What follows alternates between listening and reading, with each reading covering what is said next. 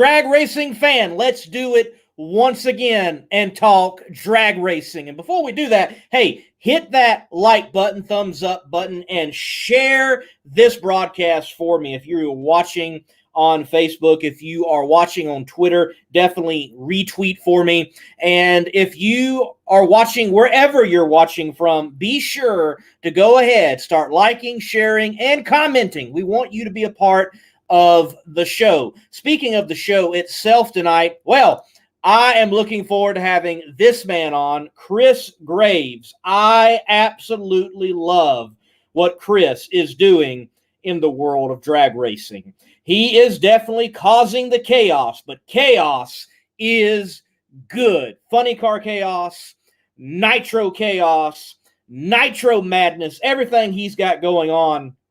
You have got to love it in the world of drag racing. It's old school, it's new school, it's just cool school, no matter how you shake it. So we're going to have Chris on around about 8:30. We're going to chat with him on Nitro Madness, Nitro Chaos, Funny Car Chaos, this year coming, and even what the future holds down the road. Again, looking forward to having Chris on the show. Well, ladies and gentlemen, in the world of drag racing, it's fascinating how news just rolls out that you just never expect. I think at times to myself, what am I going to talk about this week? And I feel like because I'm coming on at Thursday night, that everybody has talked about everything, and I'm just going to be rehashing all that has already been said. But there was new news today in the world of drag racing. New news that, well, ladies and gentlemen, is not that great to hear. There is the possibility of some good news to come out of it. And then one that I think causes some confusion out there in the drag racing world. Definitely, we want to talk about what you want to talk about tonight, and we'll get to those news stories in just a few moments. David Hill chimes is one good dude right there. And not to forget his wife, Tara, too. Well, we're going to talk about Tara. I'm definitely going to give Chris an opportunity to brag on her. She is a huge part of everything chaos over there with Funny Car Chaos, Nitro Madness, and everything else I'm sure that he is planning to do. What news am I talking about? Well, let me bring this up. PBIR. Palm Beach International Raceway to be sold. And though I've got the question mark there, it does seem that it is going to be more of a reality than just a question mark.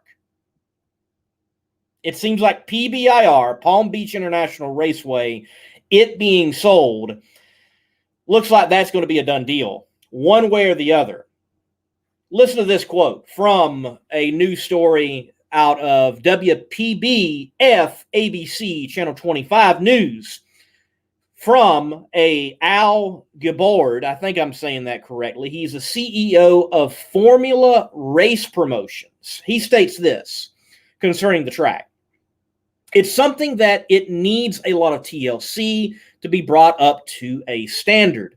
We're prepared to make it an iconic facility, but not just for racing, but also for special events. Now, with that stated, Al, the CEO of Formula Race Promotions, mentions we're not the only one with a bid on the table. We're the bid that is on the table that will keep racing and promote racing and special events at the facility. The other bid that we don't know what the price tag is on that bid is an industrial complex, an industrial developer eyeing the facility, yes, to level it and make warehouses out of it in essence. Some type of industrial application there in that area. Now, unlike some other tracks, for example, we obviously are going to be losing Atlanta Dragway completely. This movement has, I think, some heavy hitters behind it. For example, though this isn't directly drag racing, the facility is more than a drag strip. It is a road course. I believe there's probably even a way to set up an oval there. There's a lot more going on there than just drag racing. And Danny Sullivan, the Indy 500 winner, he has voiced his opinion on the matter. He has stated, hey, this track doesn't need to go nowhere. It needs to stay here. It is something the community needs.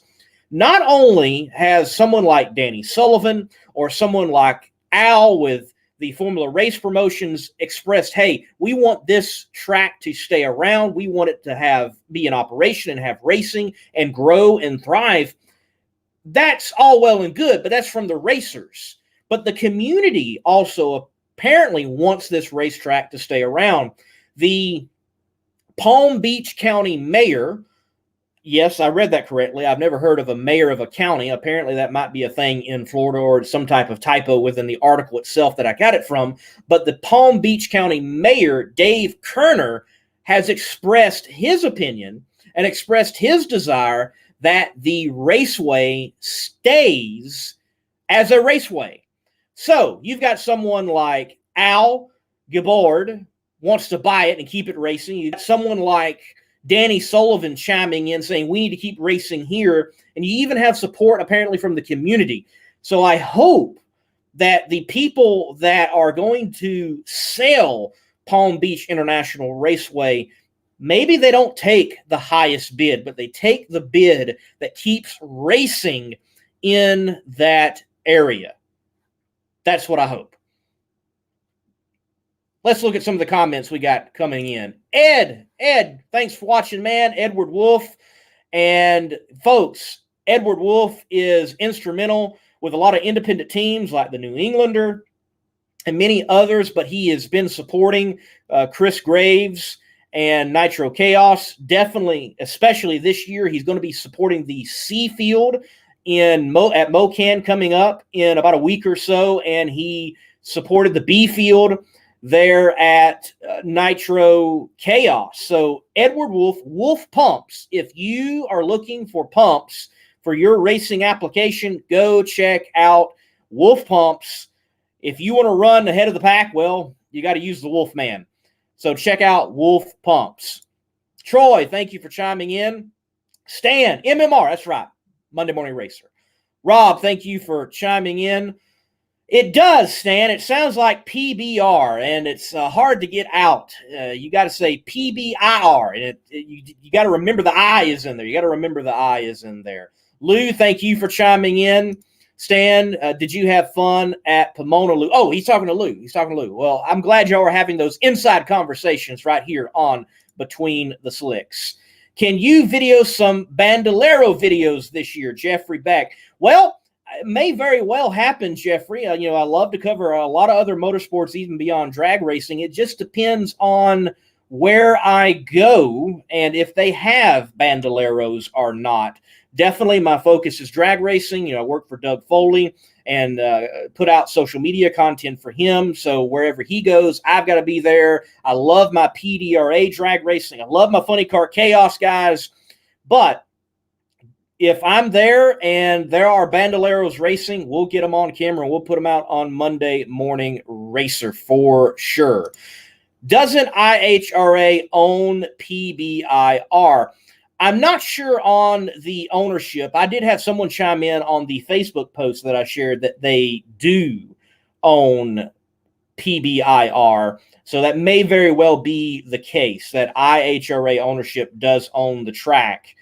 I know they are a sanctioned IHRA track. And look, this is a track that definitely can, in the future, I think, be a viable option if it is sold. And let's say it becomes NHRA sanctioned, that you get the Southern Florida market for an NHRA national event potentially. Remember, the pro testing event was conducted at PBIR this year before running of the Gator National. So we'll see what's in store.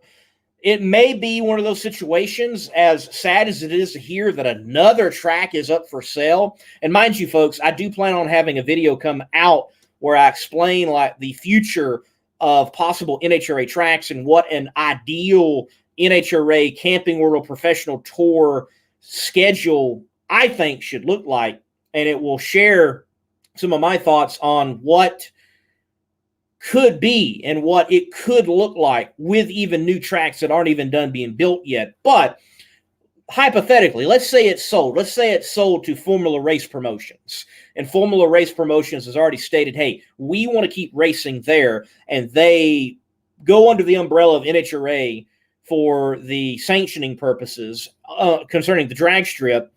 And it taps into that southern market. You never know. You never know what might happen. You never know what might happen. Let's move on. There's still other news in the drag racing world, and this one has caused a bit of confusion. This one's caused a bit of confusion, and I can understand why. It was announced today, from what I understand. It's the first time that I have seen it at all, that NHRA Pro Stock moves from Bristol. It was scheduled to be at Bristol to Charlotte. So not going to be at Bristol Dragway. They're going to be in the countdown. Instead of Bristol, they're going to be at Z-Max Dragway. And there were people who were not happy about it. And I can understand. And the sentiment from those that were angry were that, hey, I purchased tickets for Bristol. I looked at the schedule. I saw Pro Stock there. I was happy Pro Stock was going to be there.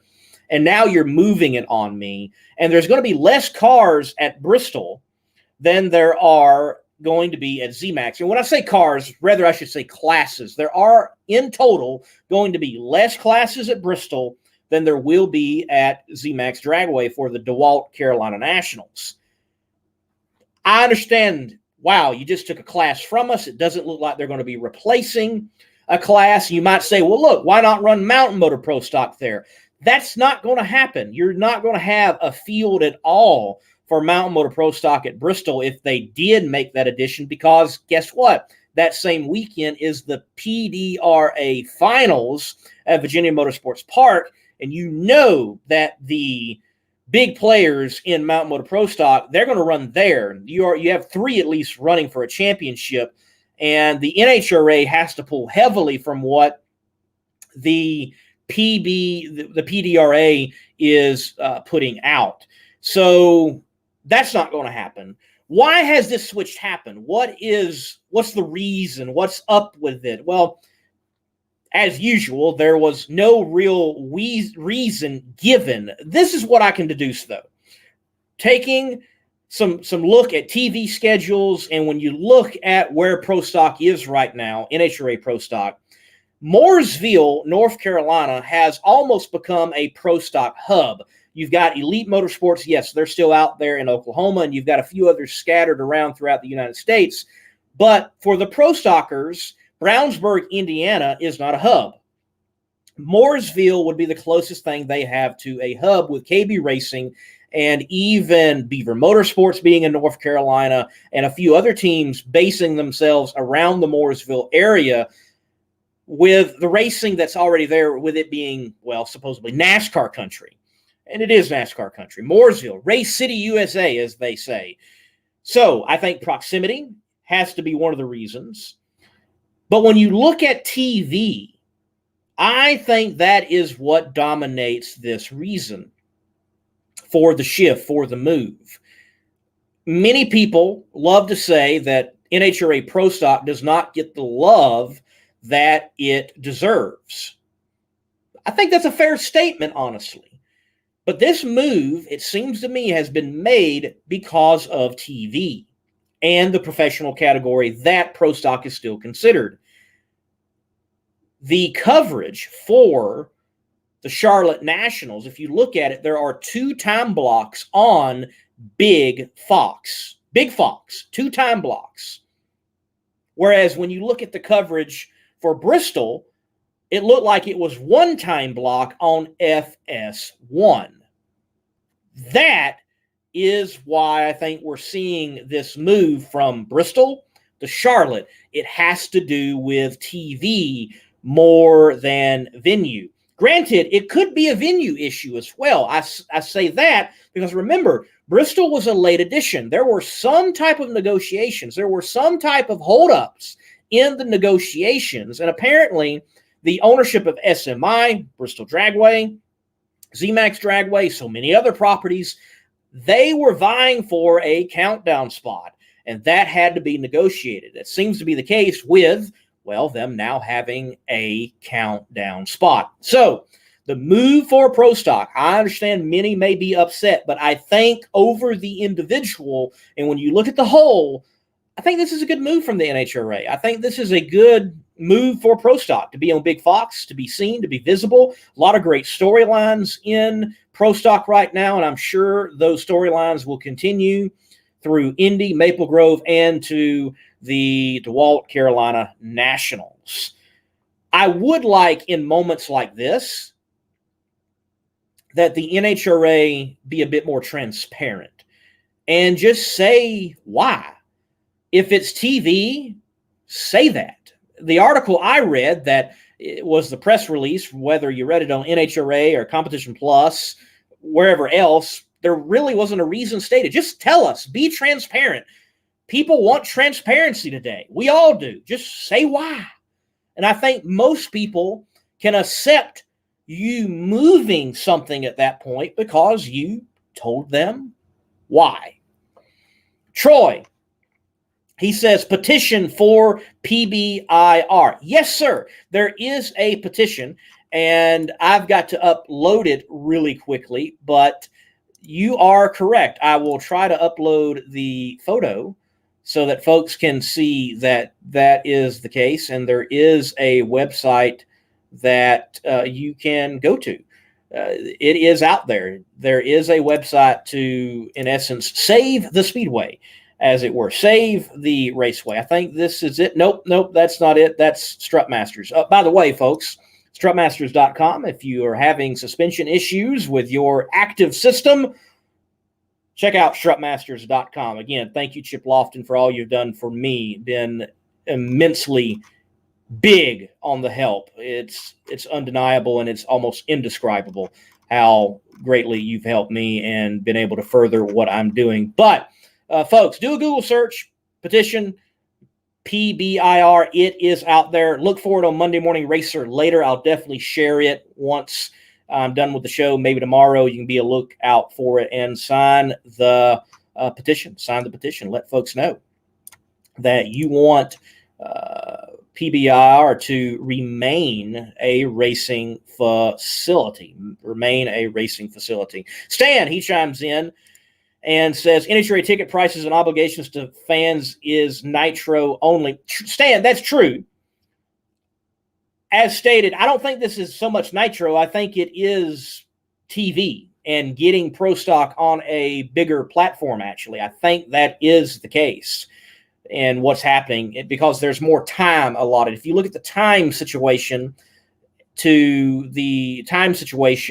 apparently there's just less time. And when you go to Bristol, we're probably going to see Bristol look a little bit more like the coverage that we had in Brainerd. Whether you liked it or not, it's probably going to be dominated by the fuel classes and a little bit of pro mod peppered in and a few other classes peppered in. That's probably what it's going to look like. Why? Because it's on FS1. And they moved the others to the big time show platform on Fox. That very well may be one of those NFL adjacent or lead-in type situations too. Deuce is Wild. Thanks for commenting, man. Sam, there is a link to save the drag strip. They had it on the West Buck show today. I don't know if you have it or not. I don't have the link. I'm not Sam. I'm Lee. Sam would be the darker guy without the shades. Deuce is Wild. And folks, you can catch my co-host on Outlaw Performance ENT. Find him on YouTube. He's also out there on Facebook, Slam Sam. Check him out when you get a chance. Troy, there's actually two of them. One has 7,500 signatures, the other over 8,000. Unfortunate that they're split. The 8,000 plus one started by the mayor, though, so he's looking for input. Again, it is great with the situation with Palm Beach International Raceway. You know, most of the time we hear a situation that the community is against the track. And apparently that's not the case. Apparently the community wants this place to stay around. from the mayor of the county. Again, I've never heard that situation, but maybe it's the mayor of Palm Beach. But it's good to hear that the community is supporting the racetrack. So do a Google search. You'll find a share later on Monday Morning Racer. I'll try to make sure to share the one with more signatures that you can go and sign up, and I'll definitely be putting my signature on there as well. Rob Honeycutt, hey, thanks for watching, man. Superman on the show. Folks, he is one heck of a motorcycle rider, and he has got one bad hot rod in Pro Nitrous PDRA competition. He does have strutmasters.com on the car, the Black Hammer, as he calls it. Hey, I want you to know, Rob Honeycutt has had a rough year to start out. We had him on the show. They were definitely far more optimistic about this year and just kept hitting a few more bumps in the road. But Rob Honeycutt, they've got that car turned around. And folks, keep your eye on the last two events this year with PDRA Pro Nitrous. I would not be shocked to see Rob Honeycutt in a semifinal again, or in a final itself with that Pro Nitrous Mustang with Wilkins power out there. So, folks, make sure you're following the Legion of Doom Racing, Rob Honeycutt out there in drag racing. Throttle Power says, what's up? Really enjoying the show. Thank you, sir. Thank you for watching. Appreciate it. Thank you for chiming in. Todd Dexter, love the crowd and fans in Bristol. The atmosphere is great. Todd, I'm looking forward to being there for the first time. I have not been to Bristol in a racing capacity. As long as there is a conflict, PDRA is racing that weekend as well, and they actually will be racing Sunday, which is rare for them. They usually just race Saturday, leave Sunday as a rain date, but apparently they're kind of going to do the Indy thing for their finals and have a few more qualifying sessions and run it on Sunday. So if Doug Foley is at Bristol, and last I heard from him, may change, but Bristol was on the schedule. Looks like I'm going to be at Bristol and not the PDRA. But, that's a tough one. That is a tough one because I definitely love my PDRA and I love the folks over there. And there's some great championship battles going on right now, especially in Extreme Pro Stock. Deuce is wild. Sorry, Lee. It's fine. It's fine. Look, it's good, man. I mean, you know, it's easy to confuse me and Sam. It surely is. It surely is. But thank you for watching nonetheless. Thank you for watching. And look, I'm glad y'all are chiming in and letting us know that folks have been informing people that, hey, there's petitions out there and there is the movement and the support for Palm Beach International Raceway. Rob Honeycutt, there you go. Legion of Doom Racing.com. Folks, go check him out. Don Finley says, love your show. Thank you, Don, for watching. Stan, is Doug going to Vegas this fall? As far as I know, that would be a negative. The last event that Doug has mentioned to me that they might be going to would be the Fall Nationals at the Texas Motorplex. That is the last one that has been mentioned to me. But anybody know a sponsor out there? Give me a call. We'll slap them on the Foley Lewis Racing Top Fuel Dragster and get out to Vegas.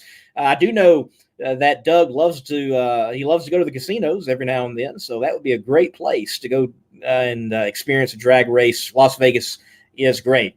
Thomas, he chimes in. Lee, you going to Shakedown at VMP next month?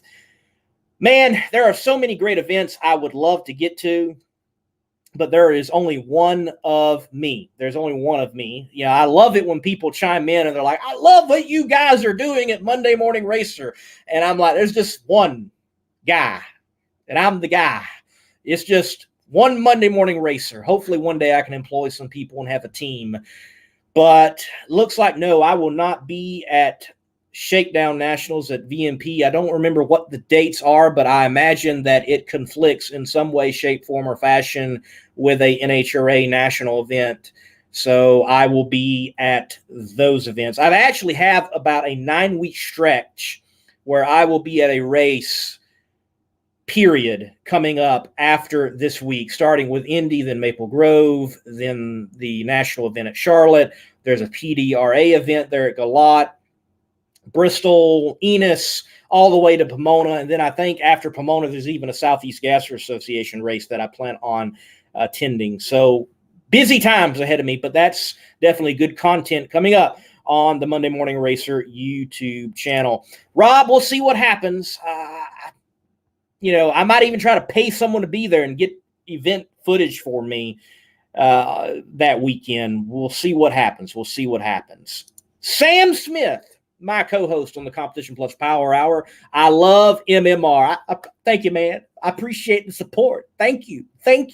Folks, you can check him out at Outlaw Performance ENT or Slammin' Sam on Facebook. Sam, be sure to drop some links. We definitely want to support what you are doing. Stan, he says, how can a team miss Vegas with SEMA the following week? Well, it all boils down to money, Stan.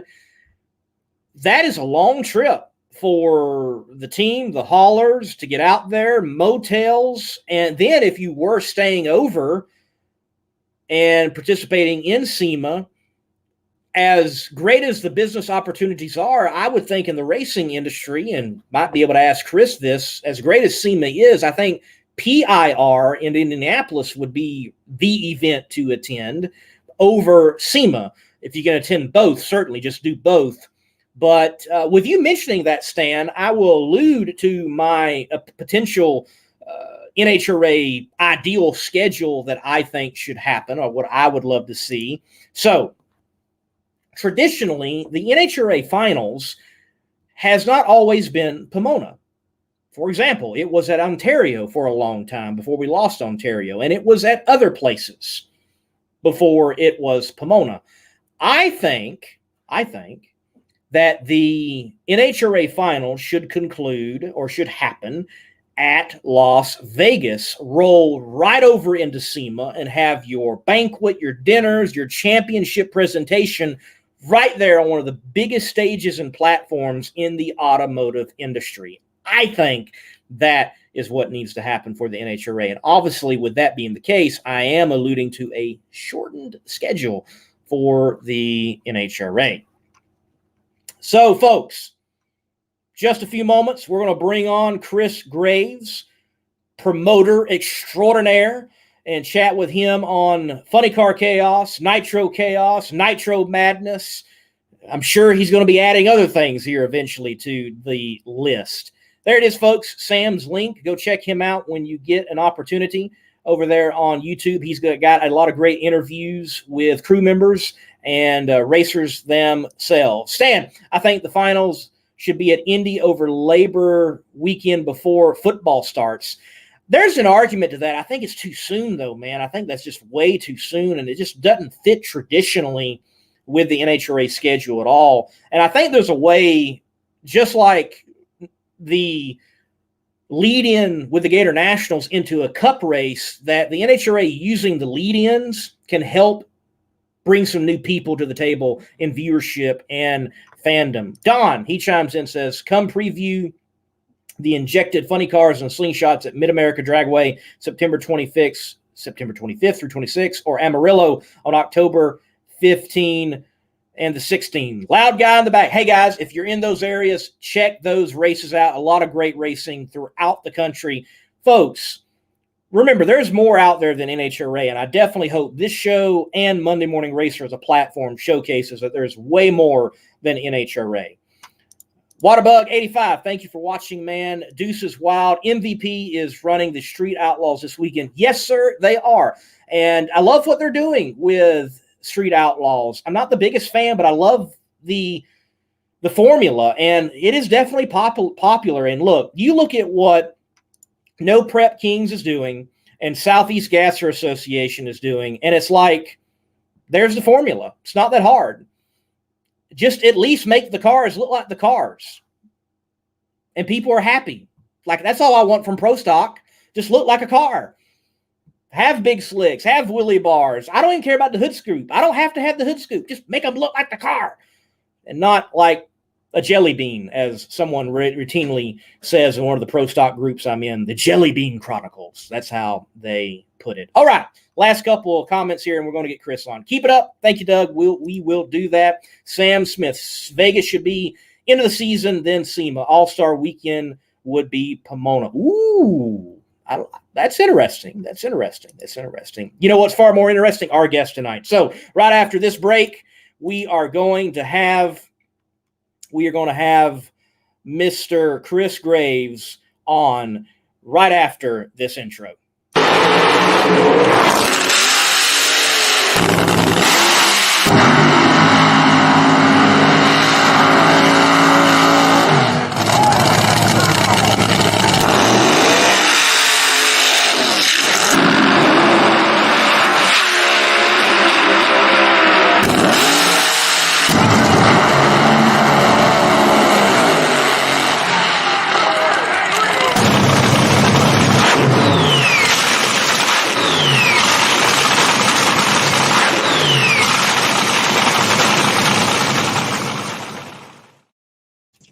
Chris, man, how's it going?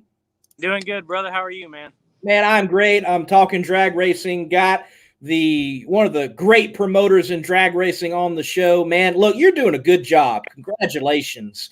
And I know you're doing a good job, and you're being told that by far many more important people than Monday Morning Racer. But there's been a whole lot of chaos, and it has been great.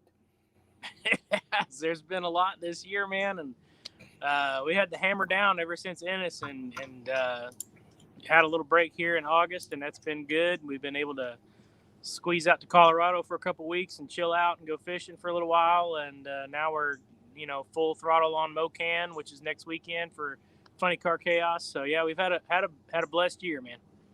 So I do want to go ahead and take the time and let you say thank you to some people you need to say thank you. Like, I know you need to say thank you to your wife, Tara. She's obviously heavily involved and right there with you.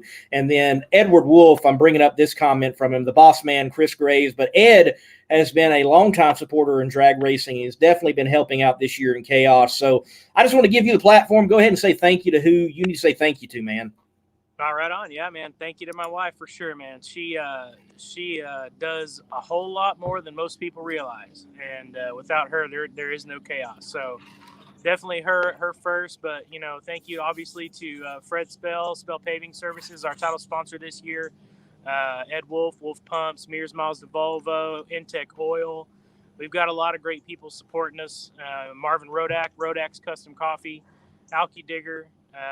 The list goes on, and those are all on our website, funnycarchaos.com. But the biggest thank you really is to the racers and to the fans.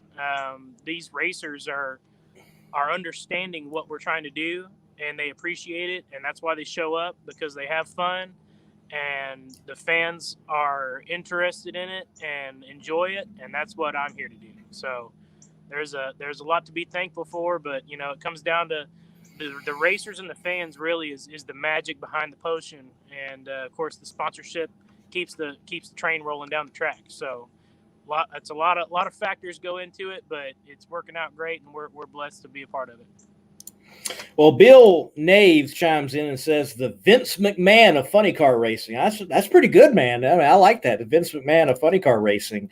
Look, you are doing something now that it's been proven that the formula is successful, and you're growing it and expanding it. And we'll talk about that definitely in a few moments, because I was so excited to hear of another date for Nitro Chaos.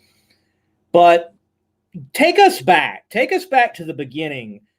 How many people told you, Chris, we love you, but you're absolutely insane on what you're thinking of doing? What was it like, the inception and trying to get the ball rolling, and now that you can look back and go to any of the detractors and like, it worked, man? I get told that a lot, yeah. But I'm kind of like, don't care, man. We'll give anything a shot. So it goes back a long ways, honestly. I mean, involvement in working for racetracks for years, and other smaller nostalgia series years and years ago. It goes back to the Outlaw Fuel Altereds from 2002, when I came on board with the Outlaw Fuel Altereds to do their media and their website and their photography and their race reporting. Was able to go on the road for years and do that. Went on the road with Mitch King's Top Fuel car. Went on the road with Troy Green's Frontage and Top Fuel Dragster.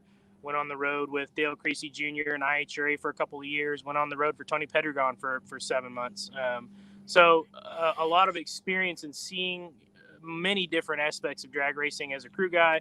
Started racing ourselves. Tara and I raced the frontage and dragsters and stuff, of course, and all of that kind of evolved over a long time. I mean, I don't know, I've been to over 80 drag strips in my life, and it's pretty much all we do. So just all those years of observing. Of course, we spent 15 years with Max Cackle Photography doing event photos from everything from a bracket race to, the World Series at Cordova or whatever. We had did a lot of stuff. Boise Night Fire Nationals, March Meet. I mean, the list goes on, but being able to experience all those races, be there, see the people, meet the people, see what worked, what didn't work.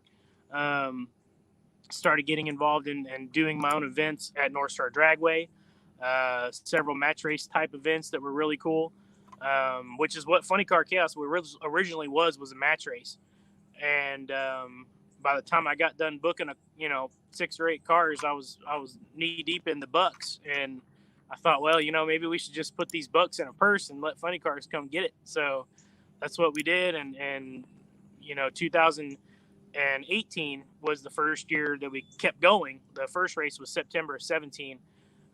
We did 4 races in 18, kind of testing the water. Went to Havana, Illinois, and Amarillo Dragway and Mocan Dragway. And all those went very well. So with the support of Randy Renew, who we lost this year, unfortunately, at Redline Shirt Club, and John Hale, Best of Texas Barbecue Sauce, at that time got the first points championship going for Funny Car Chaos, and we just kind of been rolling ever since. And man, you definitely have been rolling. I know we'll talk about it in a few moments, but what an event you've got coming up at Mocan with securing C-Field funding and having a C-Field, and nearly 40 funny cars entered. But before we talk about that, I do want to go back to the epic Nitro Madness kicking off the year. And I want to show use some videos, and I want to get your thoughts on the events, because this is the first time I've had you on since all these events have transpired, and you've been able to kind of decompress, hopefully, a little bit over some of these events, and you've got your thoughts in line on like, man, this went great. And then you're like, we probably could do that better. So definitely want to hear those things from you. But this first video, let's look at the final from the A field at Nitro Madness.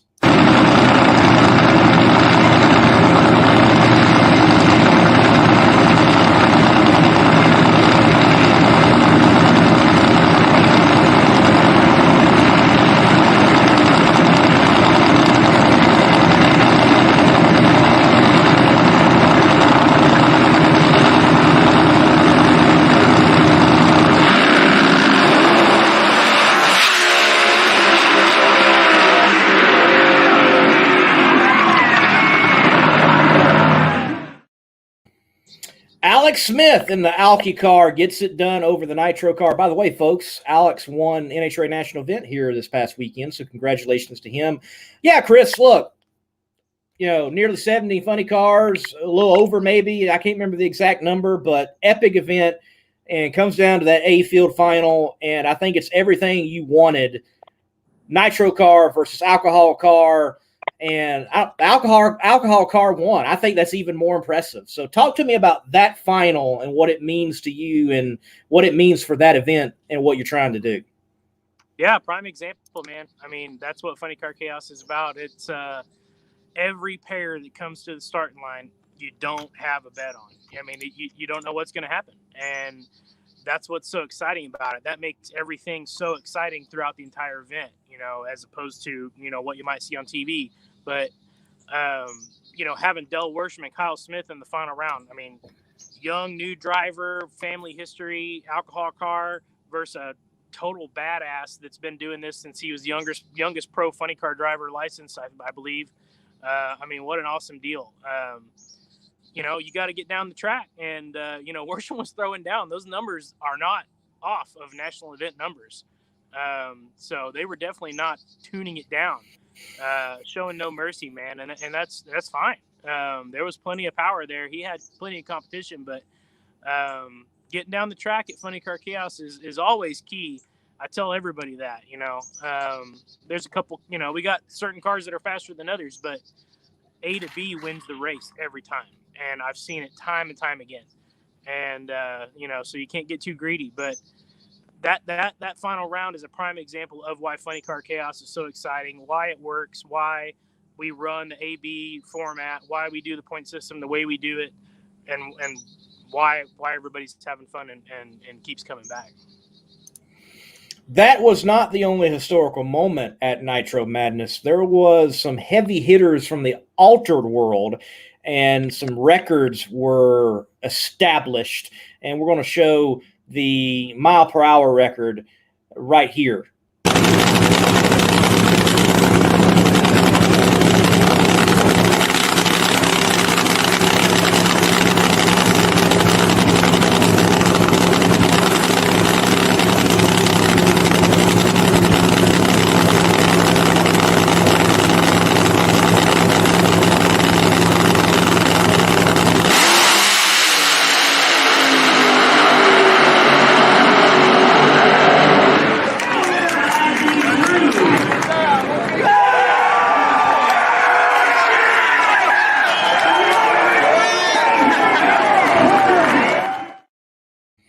All right, so Richard Hartman, Tim Wilkerson, they said it there, and then actually Warwagon went just a tick faster the next day. The ET record was also reestablished. So, yeah, I mean, it wasn't necessarily an altered event, but what's it feel like to bring something together that allows those type of cars to chill up, run, and lay down brand new numbers that set the drag racing world on fire? And you can say, my event allowed that. How's it feel? Well, first prop goes to Andy Carter and the team at Motorplex for providing that track. You can't run numbers on that unless you got a badass racing surface, and they provided that for us for sure. My boys, Shane Ferris and Howard, I've been buddies with them for a long time, and they have always wanted to go run that Warwagon quarter mile, and they've never done it before.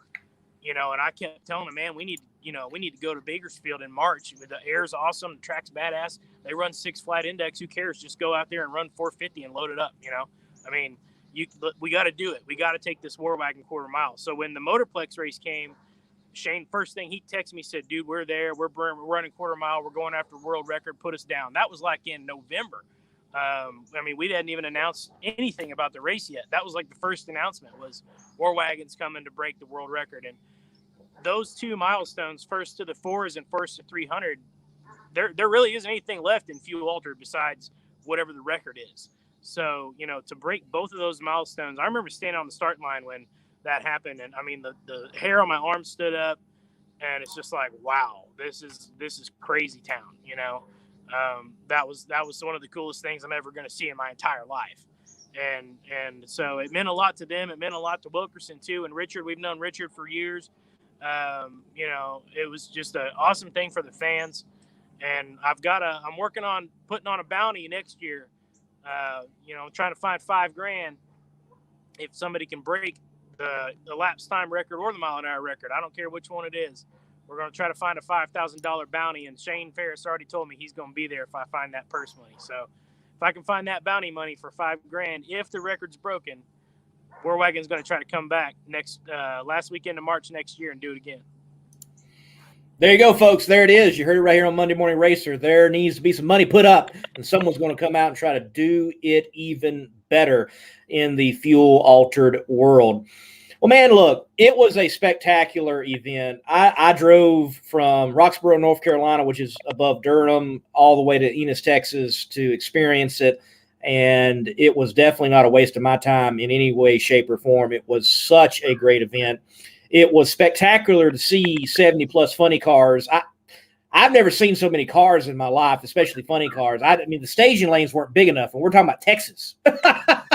So through that event, what were things you step away from it, you look back now, and you're like, man, we did such a good job. And looking towards next year, what are you like? Okay, we want to tweak this to make it just that much more better. Well, I had that conversation with Andy Carter a few days ago, actually. I said, man, we set the bar pretty high, dude. So we're going to have to back that up, which means we need to qualify 32 cars again. which is double our normal. But qualifying that many cars is definitely a goal, which requires money. Got to pay. So working on that. There's not a lot I would change, honestly. I mean, like I told Andy, this is when we set this race up, I said, I got it's going to take 2 or 3 or 4 years for this thing to become what I'd like it, what I see in my head that this thing can be, which is basically the March Meet of the Southwest. There's no reason why we can't do a similar 4 or 5 day race kicking off the year at the Motorplex doing that. So that's kind of my plan. He shares that vision. So, we would likely expand next year a little bit, maybe add a day. Probably try to start qualifying Friday night a little earlier or something. I mean, we started at 5 or 6 and we still ran till 1:30, but man, we had 68 cars make 2 hits. So, and that also included the Outlaw Fuel Holders and Jets. So there was a lot going on. And my boys and girls that race with us have got their racing operations under control. There's not a lot of oil downs. There's not a lot of messing around. They know we're there to put on a show. We're not there to race. There's no reason to be racing, running final rounds at 1 a.m. I mean, we emphasize the show. The people that come and pay the $25 ticket get to see the whole show, not half of it. So, not a lot I would change, but we can't lower the bar, man. We got to keep that bar up. Yes, y'all set it really high, but I'm sure you're going to maybe even take it up a notch further and have a stellar show again. Look, I think like with Worsham coming out and, Howard Motorsports with Terry Totten crewing and, those guys coming out and your normal gain and everybody just seeing how well it did go. I don't see it falling off. It's got to get bigger. It's got to get better. So I'm definitely looking forward to Nitro Madness. And wow, you pulled off Nitro Chaos. And when I heard what you were going to be doing with that, I'm like, this is drag racing dreams come true. Like, who hasn't wanted to see fuel altered versus Top Fuel versus Funny Car, just whatever versus whatever. And you pulled it off, dude.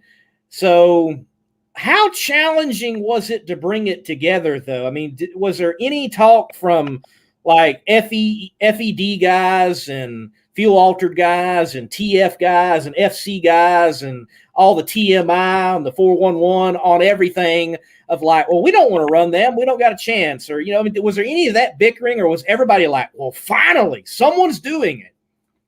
Yeah, that's the feedback we got, man. And our races cater to non-dramatical people that want to have fun. And so that's who's at our races. And it makes my life easy. But no, actually it's what I thought it was going to be and what I hoped it was going to be. People were not upset that Scott Palmer was there. They were in line trying to run him in qualifying because they wanted to race him. I had guys trying to park next to him. Like, I just want to park next to Scott Palmer, man. Can I park next to Scott Palmer? That these guys are there for the right reasons. That's why the Chaos formula works. But as far as the parity of the cars, we had, there was 24 pre-entries at one point. We lost 4 cars to Carnage at match races and other competition prior to the event.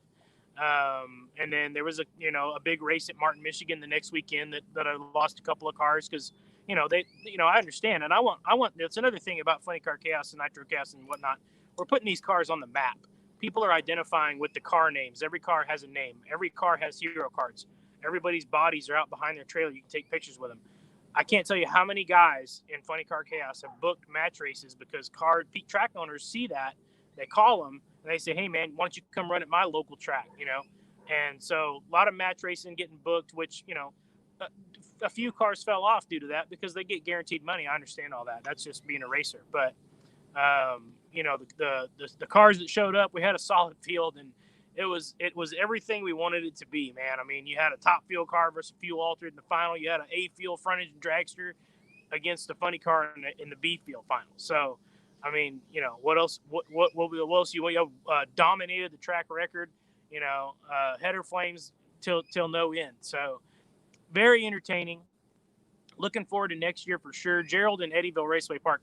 I love that place. Eddyville Raceway Park is the best 8-mile track in the Midwest, in my opinion, as far as, the presentation and the location. It's close for everybody. It's not a far pull for, most people. And Gerald's got a great facility there.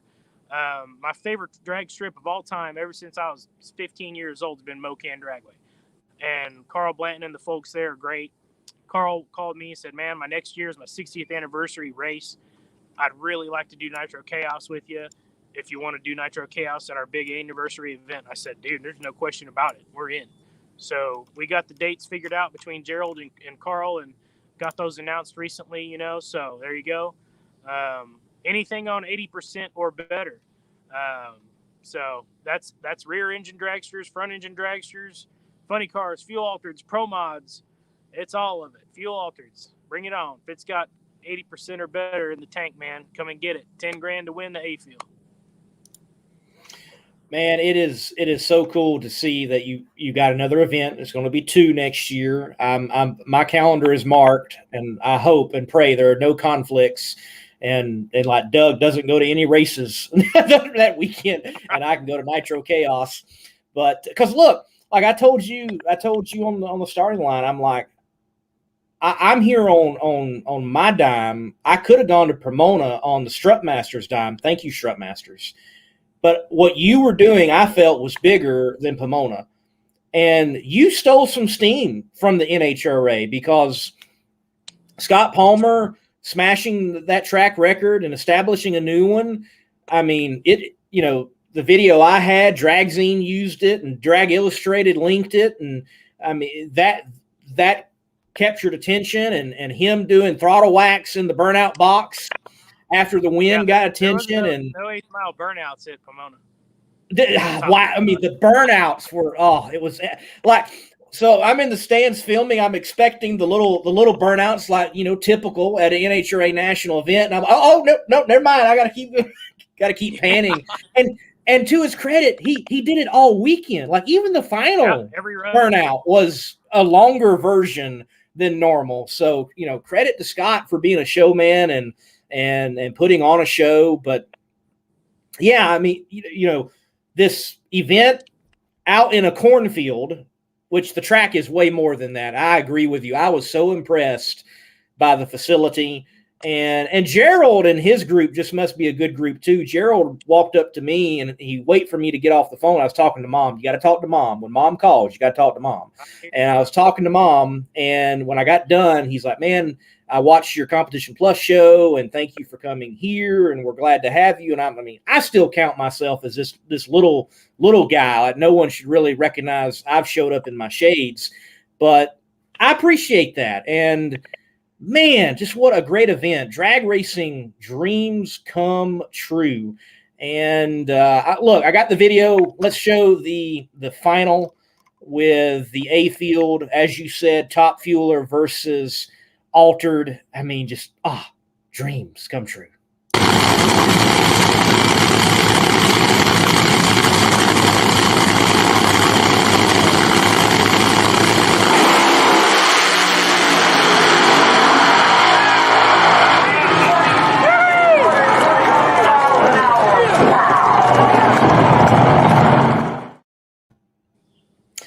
Chris, something I think a lot of folks may miss in that they see Scott, and Scott, it accelerates, it goes on, he wins the race.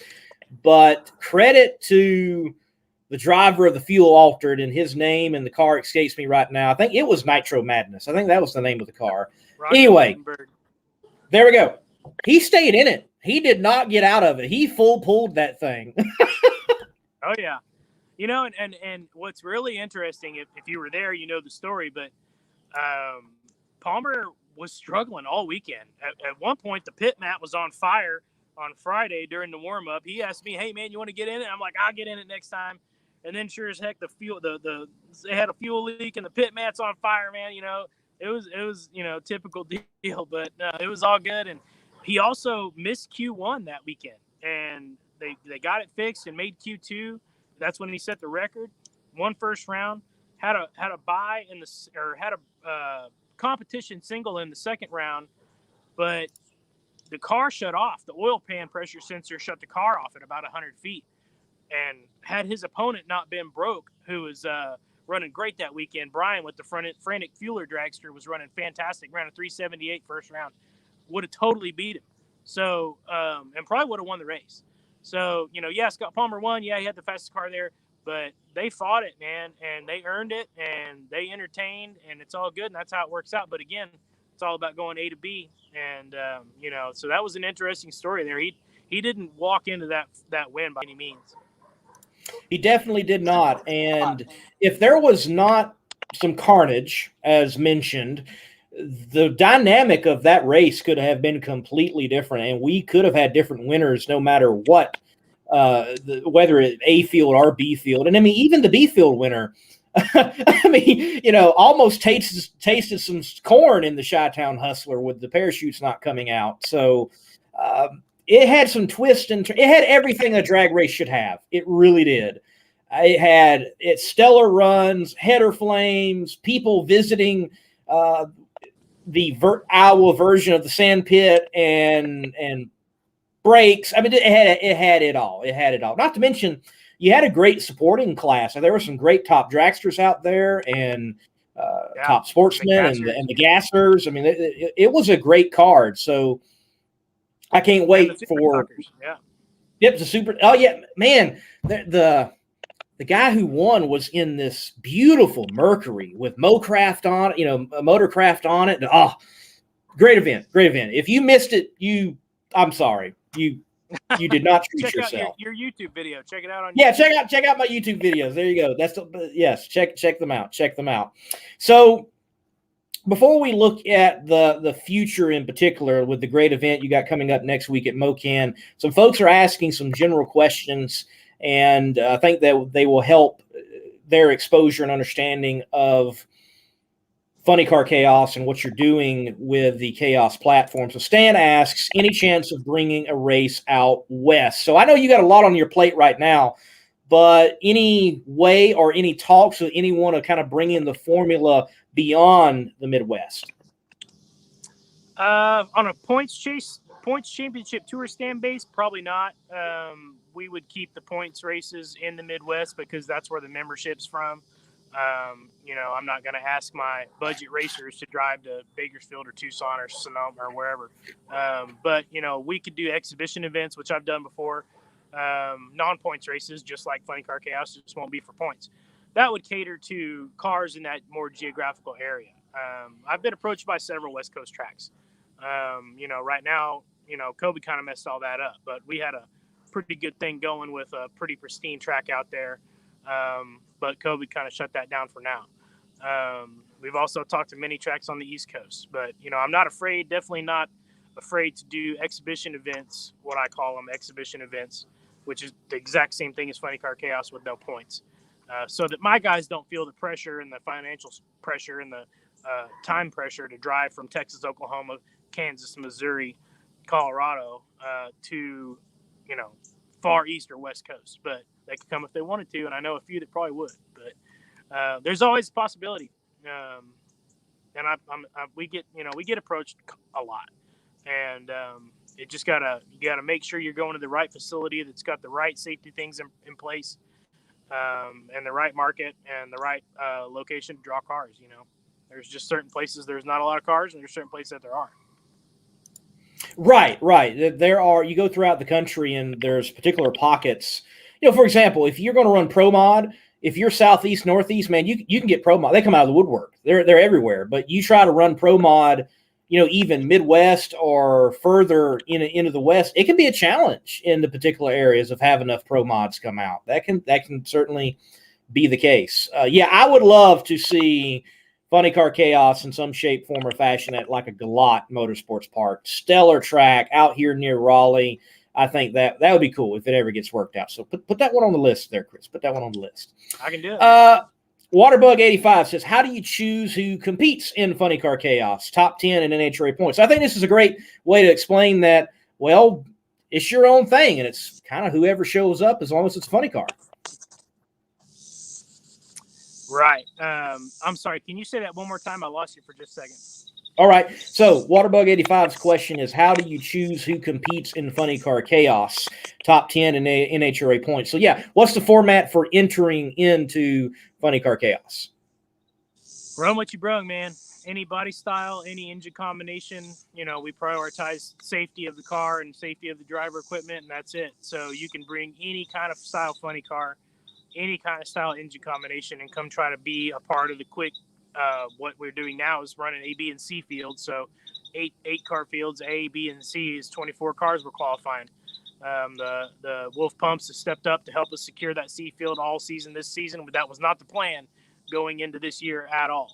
But with the amount of cars that we've been getting, I try to cater to as many cars as I can and give everybody I can a shot at the starting line in elimination. So, we've been qualifying 24 cars at every race. So you show up and you try to hope you're in that quick 24. All right, Chris. Waterbug85 also asks how much to win, or how much do you win in Funny Car Chaos? So what does it look like? I know you've got a different payout structure from what I understand. It's not necessarily top heavy. It's a little bit more even all the way through from what I understand. It is, yeah. The guys that go out first round make the same effort as the guys that win. They all drove there. They all took off time off work. These are people that have jobs, man. These are not professional, drive around in my awesome 18-wheelers and go on vacation between races. These people go back to work on Monday, take off on Thursday night or half day Thursday, drive to the track, race on Friday, go home and go to work again. So it's a total of over $30,000 that we pay at each race. There's bunch of contingency bonuses at each race on top of that. The A field's $6,000 to win, the B field's $3,000 to win, the C field's $1,500 to win. So that's all been going steadily up as we've gained sponsorship support, particularly this year from Fred Spell and Spell Paving Services. So we upped our payout. It used to be $25,000 a race. This year it's $30,000 thanks to Spell Paving. So that's our key next year is to make the C field a permanent part of the program. We've been adding it at every race one at a time this year. Next year, I would like it to be a part of the program, which takes about $50,000 a year. So, we pay out over $250,000 a year to these racers, and all for $100 entry fee. There you go. Wow. I didn't look. I think doing it right. You're definitely not fleecing the competitors and you're not fleecing the fans. It's a good deal. And look, I know it's a boost to the tracks in which you're going to. They may not see some of these type of events, but you're bringing these type of events and these type of shows, a big show atmosphere to the smaller venues. Very similar to what Quain's doing in the Southeast Gassers. It's a great formula and it's great for drag racing. So Troy asks, is Justin Taylor part of the regular lineup? I'm not sure who he's talking about, but you would know if he is or not. He's got to be talking about Dennis Taylor's son, I'm assuming. Dennis Taylor and Taylor Motorsports Products is our official safety supplier. So he's a big part of our involvement with that. Dennis came to Ennis and was there. And, I know it's on their radar, man, but they live in Oregon. So it's a long haul to drive to Texas or Oklahoma or Missouri or, Kearney, Nebraska is probably closest to him. But, they know they're welcome anytime. All right. Well, folks, look, we're going to take a quick break and we're going to come back with Chris and wrap up here, ask just a few things with what's on the horizon with Funny Car Chaos right after this word from Power Built Tools. Power Built Tools exemplifies innovation in the tool industry. From hand tools, power tools, and even tool storage. Check out powerbuilt.com for Power Built Tools. And remember, use promo code MMR15 for 15% off at purchase.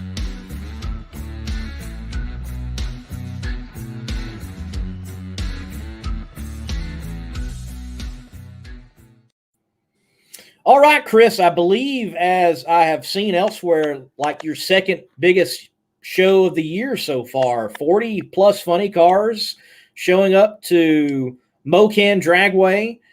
Man, talk to me about some of the storylines happening right now in Funny Car Chaos. What are the championship battles looking like? Who are you looking at coming to the event that's going to be, maybe top runner in the particular fields? Who's a surprise coming out that you're like, wow, we're not sure what they're going to do?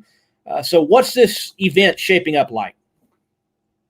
It's shaping up to be super awesome, man. So Kirk Williams is a new regular of ours. He's out of Iowa, and he has brought a very tough running top alcohol funny car to go up against Mr. Singleton, who's our 2-time champion, of course, in the high risk car out of Oklahoma. So, I mean, these boys are throwing it down every run, flexing their muscles against each other. It's like an arm wrestling match on the drag strip. I mean, in qualifying Q1, one's a 385, other guy goes 384. Next round 383, other guy goes 382. They're throwing it down. They're fighting for it, dude, and it's been entertaining to watch. But we've got, the way our points formula is structured, it gives everybody a fair shot at the championship. So Kirk and Singleton are on top right now. But you got Daniel Bethers and Jeff Cameron and Jade Cook. She got the nitrous funny car. She's new this year too. There's a Tom Furchess out of Colorado is making an unbelievable effort to go to every race this year. In the Made America car out of Denver. There's the points battle is awesome, and we're going to pay out over $10,000 at the end of the year to the top 5. In particular at MoCan, there's several cars to keep an eye on. Particularly in the nitro burner category. Levi Keenan's car won Bowling Green this year. Tom Motry tunes that car. He's a great driver. He's a great crew chief. That car is going to win a Funny Car Chaos race. It's just a matter of time. There's no doubt about it. That car is constantly improving. Dave Gallegos in the Nitro Clown car ran a career best at our race in Wichita. It was our last race last month. Also ran phenomenal at the World Fuel Alter Nationals in Fuel Alter trim. Looking for more out of the Nitro Clown.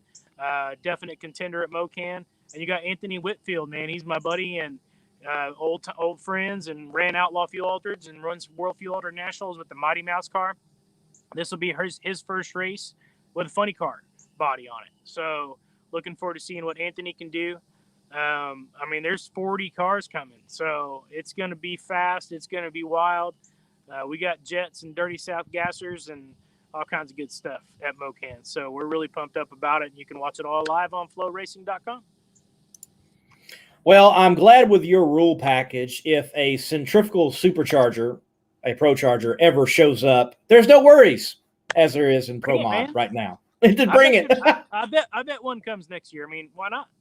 Why not? Why not? Why not? Well, look, turbo cars. We got nitrous cars. Man, twin turbo funny cars and nitrous funny cars. What more can you ask for? I love watching Jade Cook pull up to the start line and purge that thing, man. Everybody's like, what the heck just happened? That thing just squirted white stuff out of the top of the car. They don't know. They're like, what? Yeah. But very cool, man. Well, look, I cannot ignore this question. The founder, owner of Drag Illustrated, the pusher of the needle in drag racing itself, Mr. Westbuck himself. Thank you for watching the show, man. Asks you, Chris Graves, inarguably a home run at ERP with Nitro Chaos. But I have to ask, were you disappointed that more big show cars didn't turn up? Not really, man. I mean, that race isn't for big show cars. It's for all Nitro cars. So I wasn't specifically targeting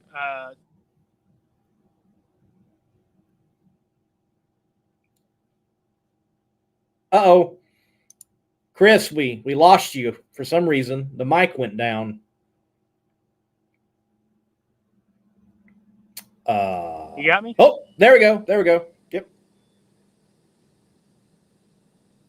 Technical difficulties. Hang on. We'll get right back to the show. Yes, I can hear you now. You can hear me? I can't hear you. Okay, well, I'm just going to keep talking then. Okay. Nitro Chaos is not just big show catered at all. Would I like to have seen more A-Fuel rear engine dragsters? Absolutely. Yeah, I thought we were going to get bombarded by rear engine A-Fuel dragsters. Could not believe that not a one wanted to come run 8th mile for $10,000, but they didn't. So be it. But that really doesn't matter. We got plenty of support from a lot of racers. I think that a lot of people, just like the first Funny Car Chaos, people are like, man, this guy's crazy. What's he going to do? This isn't going to work. It's going to be a total mess. We're not going to go to that. But, I think a lot of people sitting on the fence now are going, man, I wish I would have gone to that. So next year I see big changes in car count and participation. But, again, we have enough cars to put on a badass show and enough people that are following the Chaos movement and believe in what we're doing, where it's not really a factor. But I think I got the needle in Scott Palmer's arm. So I think you'll see more of Scott Palmer for sure. Yes, and look, I have to agree with Wes. I think if Pomona was not scheduled where it was, you probably would have had more big show style cars there. But I love what you've got set up, and I imagine you still can't hear me. Is that the case? It is the case. So we're going to let Chris work on that, or we might have to just let him go. But I definitely think the NHRA, that moving I see your of mouth Pomona, moving, but I can't hear you. yeah. You can't hear me. Well, folks, look, this is what we're going to do. In the comment thing, so show your comments on there so I can see. I don't know what happened. I can't hear you anymore. He can't. Well, look, this is what we're going to do. We're going to let Chris go. So, Chris, you could be saying anything right now. I could be, and I am. We're going to let him go. Well, I guess I have to go then, man. I can't. Yes, sorry. Yeah, dude. yeah. Let me tell you, thank you. I really appreciate what you do for us. I really appreciate you supporting Funny Car Chaos, Nitro Chaos, these racers, helping us promote to these fans. Thank you, buddy. Appreciate you very much, man. Thank you, Chris. I appreciate it. We're going to let you go. See ya. All right. So, Chris on the show, I don't know, there was like a flick, a little skip, and something happened with his audio. Not sure what happened. But, yes, I have to agree with Wes that if Pomona did not get rescheduled, I think you would have seen more big show cars. I think you would have seen Richard Hartman and Tim Wilkerson bring out their altered, but that didn't happen. It seems like Dale Worsham loves these type of events, so I think that would have been someone that would have come out. And, you know, there's others out there that I think would be interested in doing and participating with what Chris has put on. And Chris, he might be able to hear me with him watching maybe now, him leaving the show. But I want to say, what a top-notch quality guy. I had him on the show. He didn't know who I was, you know, many, many months ago on this little platform of Monday Morning Racer in Between the Slicks. And he was like, sure, man, I'll come on your show. We'll talk about chaos. And I reached out to him to cover my first Funny Car Chaos event, which was Nitro Madness. He's like, man, we'd love to have you here. Come on out. And it was the same thing with Nitro Chaos. I'm like, hey, I'd like to be on the list. Can I get on the list? He's like, man, you've been on the list. Come on out. And even while there, he's like, look, you've got a home with Funny Car Chaos. Anytime you want to come, you come on out and you cover our events and be a part of it. And that is something in trying to hustle and work in this game I wish there was more of. There's places, though, you go, they're not that appreciative of you being there. They almost look at media as some type of parasite. But places like Funny Car Chaos, PDRA, and some of these local tracks that I even go to, they value deeply what a Monday Morning Racer, a Slammin' Sam, a Straight Line Media, BAM Racing videos, and others are attempting to do. To each and every one of you that watched and chimed in and participated, thank you. I do this each and every Thursday night, 8 p.m. Eastern Standard Time, Between the Slicks, where we talk everything drag racing, from Southeast Gasser Association, Funny Car Chaos, as you just saw, NHRA drag racing, and we don't just talk to promoters and racers. No, we'll talk to crewmen, and we'll even talk to the fans of the sport. And if he's willing, I'll have this guy on the show one day, Wes Buck himself. Guys, thank you all for watching.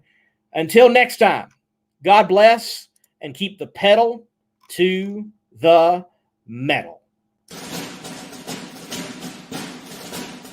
Hero Soap Company is a veteran-owned establishment that produces all-natural, essential oils-infused soap that is sold with a portion of the proceeds supporting other veteran groups.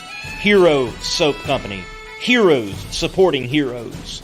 Be a hero yourself and buy a bar and let freedom clean.